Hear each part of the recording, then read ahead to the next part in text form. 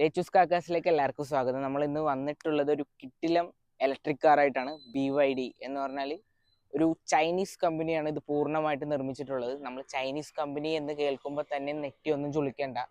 ചൈനയിലെ ഏറ്റവും വലിയ നിർമ്മാണ കമ്പനിയിലെ ഒരു ഇലക്ട്രിക് വാഹനമാണ് നമ്മുടെ മുന്നിലുള്ളത്. BYD എന്ന് കേൾക്കുമ്പോൾ തന്നെ BYDയുടെ അർത്ഥം എന്ന് വെച്ചാൽ ബിൽഡ് യുവർ ഡ്രീം എന്നാണ് ഇതിൻ്റെ അർത്ഥം.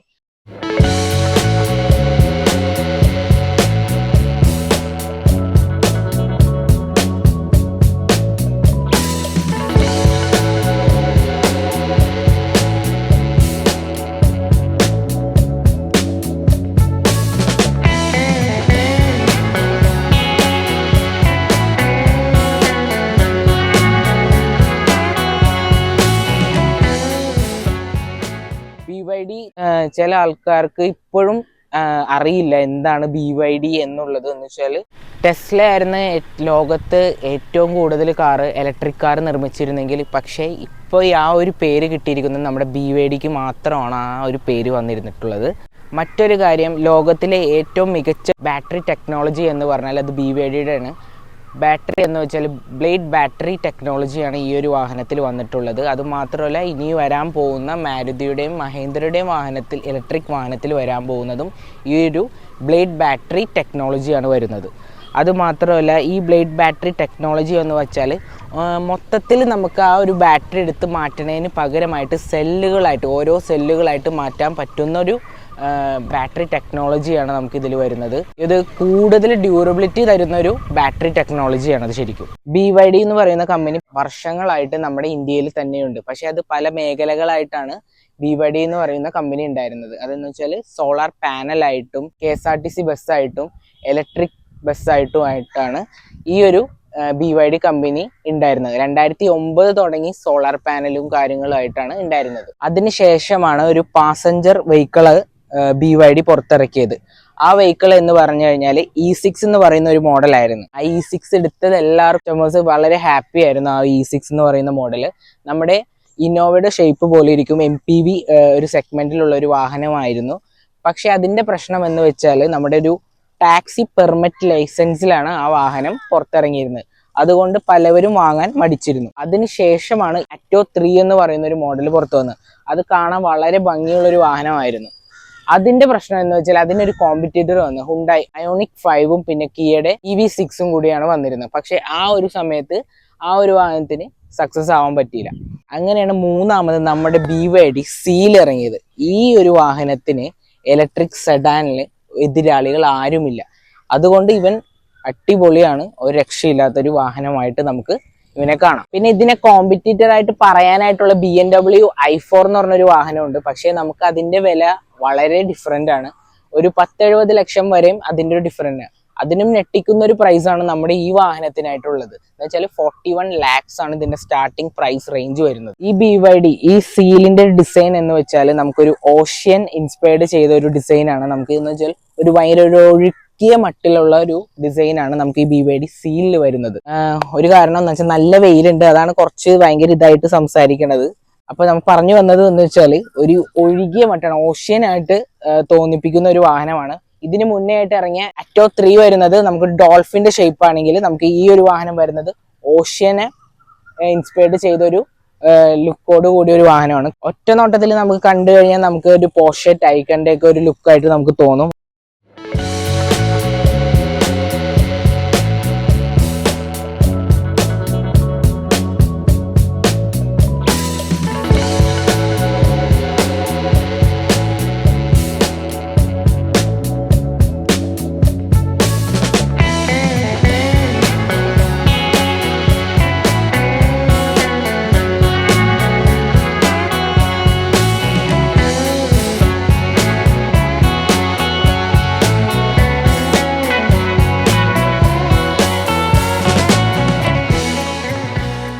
നമുക്ക് ഈ ഒരു പ്രൈസ് റേഞ്ചിൽ ഇത്രയും സ്പോർട്ടി ആയിട്ടൊരു ലുക്കും കാര്യങ്ങളും തന്നത് BYD ഭയങ്കര ഒരു അടിപൊളി തന്നെയാണ് ശരിക്കും പറഞ്ഞാൽ. ഇതിന്റെ ഡ്യൂറബിലിറ്റിയും ഇതിന്റെ ബാറ്ററി ഡ്യൂറബിലിറ്റിയാണ് ഏറ്റവും അടിപൊളിയായിട്ട് പറയേണ്ടത്. നമുക്ക് ഇതിന്റെ ഗ്രൗണ്ട് ക്ലിയറൻസ് വരുന്നത് 145 മില്ലിമീറ്റർ ഗ്രൗണ്ട് ക്ലിയറൻസ് ആണ് നമുക്ക് ഇതിൽ വരുന്നത്. ഇതിന്റെ ബമ്പറിലേക്ക് വരുമ്പോഴാണ് ഇതിന്റെ ഡാറ്റ റണ്ണിംഗ് ലാമ്പ് വരുന്നത്. ഇവിടെയും ഒരു ഡിസൈൻ ഇതിൽ കൊടുത്തിട്ടുണ്ട്. റിപ്പിൾ ഡിസൈൻ എന്നാണ് ഇതിന്റെ അർത്ഥം. എന്ന് വെച്ചാൽ ഒരു വേവി ആയിട്ടുള്ള ഒരു ഡിസൈൻ ആണ് ഇതിൽ കൊടുത്തിട്ടുള്ളത്. പിന്നെ നമുക്കൊരു ഹെഡ്ലൈറ്റ് യൂണിറ്റ് നമുക്ക് ഇതിൽ വരുന്നത്. നല്ലൊരു അടിപൊളി എലമെന്റ്സ് ആണ് ഇതിൽ കൊടുത്തിട്ടുള്ളത്. നല്ലൊരു പ്രീമിയം ടച്ച് ആണ് ഇതിൽ വന്നിട്ടുള്ളത്.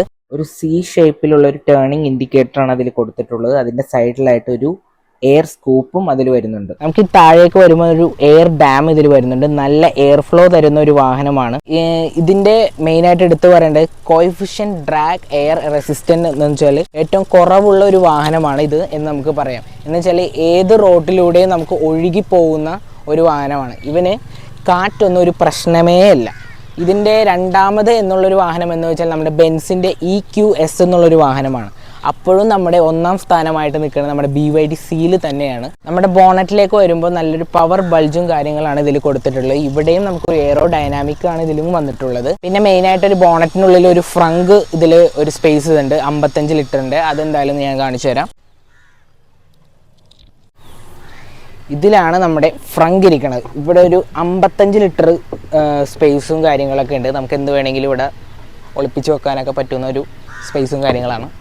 പിന്നെ നമുക്ക് ഇതിൻ്റെ നേരെ സൈഡിലേക്ക് പോകുമ്പോൾ നമുക്കൊരു 19 ഇഞ്ചിൻ്റെ ഒരു അലോയ്സ് ആണ് ഇതിൽ വരുന്നത്. ഇതിനെ കമ്പനി വിളിക്കുന്നത് എയറോ എഫിഷ്യൻറ്റ് അലോയ്സ് എന്നാണ് ഇതിനെ വിളിക്കുന്നത്. അവിടെയും നമുക്ക് ഇതിൽ കാണാൻ പറ്റും എയറോ ഡൈനാമികത ഇതിൽ കാണാൻ സാധിക്കും. പിന്നെ നമുക്ക് ഇവിടുത്തെ സൈഡിൽ പോകുമ്പോൾ നമുക്കൊരു BYD ഡിസൈൻ എന്ന് പറയുന്ന ഒരു ബാഡ്ജിങ് നമുക്ക് ഇവിടെ കാണാം.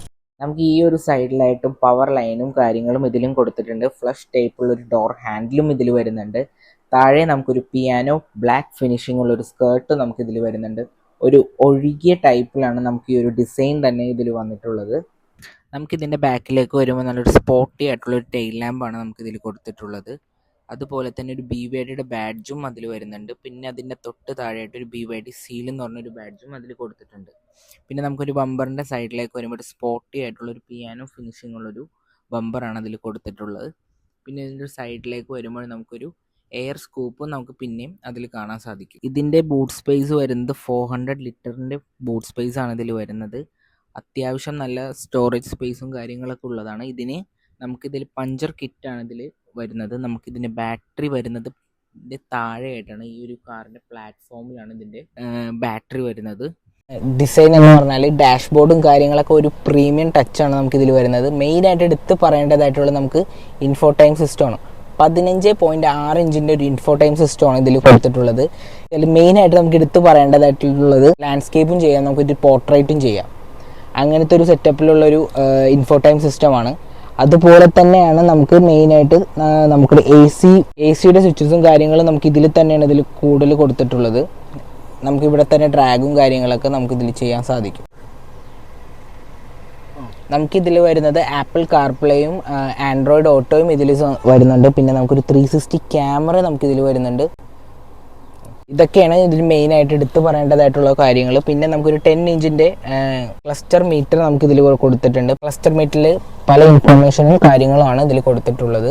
പിന്നെ നമുക്കൊരു ക്രൂയിസ് കൺട്രോളും വോളിയം എല്ലാം ബട്ടണും ഈ ഒരു സ്റ്റിയറിങ്ങിൽ വരുന്നുണ്ട്. ഒരു വയർലെസ് ചാർജ് നമുക്ക് ഇതിൽ കൊടുത്തിട്ടുണ്ട്. 2 വയർലെസ് ചാർജറാണ് ഇതിൽ കൊടുത്തിട്ടുള്ളത്. പിന്നെ നമുക്കൊരു ചെറിയ ക്രിസ്റ്റലിൻ്റെ ഗിയർ ഷിഫ്റ്റർ നമുക്ക് ഇതിൽ കൊടുത്തിട്ടുണ്ട്. പിന്നെ നമുക്കിവിടെ സ്റ്റാർട്ട് ബട്ടൺ, പിന്നെ AC ഓൺ ഓഫിൻ്റെ ബട്ടൺ, പിന്നെ നമുക്കിനി ഇതിൽ വരുന്നത് ഡ്രൈവ് മോഡുകളും ഇതിൽ കൊടുത്തിട്ടുണ്ട്. പാർക്കിംഗ് സെൻസർ, ഹസാർഡ് ലൈറ്റിൻ്റെ സ്വിച്ചസും കൊടുത്തിട്ടുണ്ട്. നമുക്ക് ഇവിടെ ഒരു സ്റ്റോറേജ് സ്പേസ് നമുക്ക് ഇവിടെ കൊടുത്തിട്ടുണ്ട്. നല്ല സ്പോർട്ടി ആയിട്ടുള്ള ഒരു സീറ്റാണ് ഇതിൽ കൊടുത്തിട്ടുള്ളത്. നല്ല ഒരു പ്രീമിയം ടച്ചാണ് ഇതിൽ കൊടുത്തിട്ടുള്ളത്. പിന്നെ നമുക്കൊരു വെന്റിലേറ്റർ സീറ്റാണ് ഇതിൽ വരുന്നത്. ഡാഷ്ബോർഡിലേക്ക് വരുമ്പോൾ തന്നെ ഒരു പ്രീമിയം ടച്ചാണ് അതിൽ കൊടുത്തിട്ടുള്ളത്. ഒരു AC വെന്റും അതിൻ്റെ താഴെയായിട്ട് ഒരു അൽക്കാഡ ലെതറും അതിൽ കൊടുത്തിട്ടുണ്ട്. നല്ല അത്യാവശ്യം നല്ലൊരു സ്പോർട്ടി ആയിട്ടുള്ളൊരു ഡോറും ലുക്കായിട്ടാണ് നമുക്ക് ഇതിൽ കൊടുത്തിട്ടുള്ളത്. നമുക്ക് പിന്നെ ഒരു സ്പീക്കേഴ്സ് ഇതിൽ വരുന്നത് ഡൈന ഓഡിയോയുടെ സ്പീക്കറാണ് ഇതിൽ കൊടുത്തിട്ടുള്ളത്. പിന്നെ അതിൻ്റെ തൊട്ട് മുന്നേ പൊക്കത്തായിട്ട് നമുക്ക് ട്വീറ്ററും അതിൽ വരുന്നുണ്ട്. നല്ലൊരു കിഡിലൻ സൺറൂഫാണ് ഇതിൽ കൊടുത്തിട്ടുള്ളത്. ചൂടിനെ പ്രൊട്ടക്റ്റ് ചെയ്യാൻ പറ്റുന്ന ഒരു സൺറൂഫ് തന്നെയാണ് ഇതിൽ കൊടുത്തിട്ടുള്ളത്. ബാക്ക് സീറ്റിലേക്ക് പോകുമ്പോൾ നല്ല അത്യാവശ്യം നല്ലൊരു ലെഗ് സ്പേസും കാര്യങ്ങളൊക്കെ കൊടുത്തിട്ടുണ്ട്. പിന്നെ ഹെഡ് റെസ്റ്റ് ആണെങ്കിലും അത്യാവശ്യം നല്ല ഹെഡ് റെസ്റ്റും ഉണ്ട്. പിന്നെ അതുപോലെ തന്നെ നമുക്കൊരു ഇവിടെ ഒരു ഫോൺ സ്റ്റോറേജ് വെക്കാവുന്നതും പിന്നെ ഒരു 2 ചാർജിങ് പോർട്ടും നമുക്ക് ഇതിൽ കൊടുത്തിട്ടുണ്ട്. പിന്നെ നമുക്കൊരു ആംറസ്റ്റ് ഇതിൽ വരുന്ന 2 കപ്പ് ഹോൾഡറും ഇതിൽ വരുന്നുണ്ട്. അപ്പോൾ ഇന്നത്തെ വീഡിയോ ഇവിടെ തീർന്നിരിക്കുകയാണ്. അപ്പോൾ എല്ലാവർക്കും BYD സീലിൻ്റെ വീഡിയോ ഇഷ്ടപ്പെട്ടെന്ന് ഞാൻ വിചാരിക്കാം. ഈ ഒരു വാഹനം 3 പ്രൈസ് റേഞ്ചിലാണ് വരുന്നത്. നമ്മുടെ കയ്യിലുള്ളത് പ്രീമിയം എന്നുള്ളൊരു വേരിയൻ്റ് ആണ്. എന്ന് വെച്ചാൽ 3 വേരിയൻ്റ് ആണുള്ളത്. ഒരെണ്ണം ഡൈനാമിക്, ഒരെണ്ണം പ്രീമിയം, ഒരെണ്ണം പെർഫോമൻസ്. ഡൈനാമിക്കിൻ്റെ മൈലേജ് എന്ന് വെച്ചാൽ 510 കിലോമീറ്റർ മൈലേജാണ് നമുക്കതിൽ വരുന്നത്. നമുക്ക് പ്രീമിയത്തിൽ വരുന്നത് 650 മൈലേജാണ് വരുന്നത്. അതുപോലെ തന്നെ പെർഫോമൻസിൽ വരുന്നത് 580 കിലോമീറ്റർ മൈലേജാണ് അതിൽ കാണിക്കുന്നത്. എന്നുവെച്ചാൽ നിങ്ങൾക്ക് ഏതാണ് വേണ്ടതെന്നുള്ളത് ചൂസ് ചെയ്യാൻ പറ്റുന്ന ഒരു വാഹനമാണ് നമ്മുടെ BYD സീൽ എന്ന് പറയുന്നത്. ഇതിൻ്റെ സേഫ്റ്റി ഫീച്ചേഴ്സ് എന്ന് വെച്ചാൽ 10 എയർ ബാഗ്സ് ആണ് ഇതിൽ കൊടുത്തിട്ടുള്ളത്. ABSഉം EBDയും BA ESP 4 wheel drive, hill hold control, അങ്ങനെ ഒട്ടുമിക്ക സേഫ്റ്റി ഫീച്ചേഴ്സും ഇതിൽ കൊടുത്തിട്ടുണ്ട്.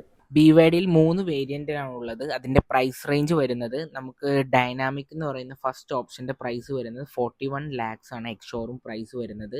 നമ്മൾ ഇന്ന് കൊണ്ടുവന്നിട്ടുള്ള പ്രീമിയത്തിൻ്റെ പ്രൈസ് വരുന്നത് 45.55 lakhs ആണ് അതിൽ വരുന്നത്. അതുപോലെ തന്നെ ഇതിൻ്റെ തേർഡ് ഓപ്ഷനിലുള്ള വരുന്ന പെർഫോമൻസിൻ്റെ പ്രൈസ് വരുന്നത് 53 lakhs ആണ് ഇതിൽ എക്സ് ഷോറൂം പ്രൈസ് വരുന്നത്.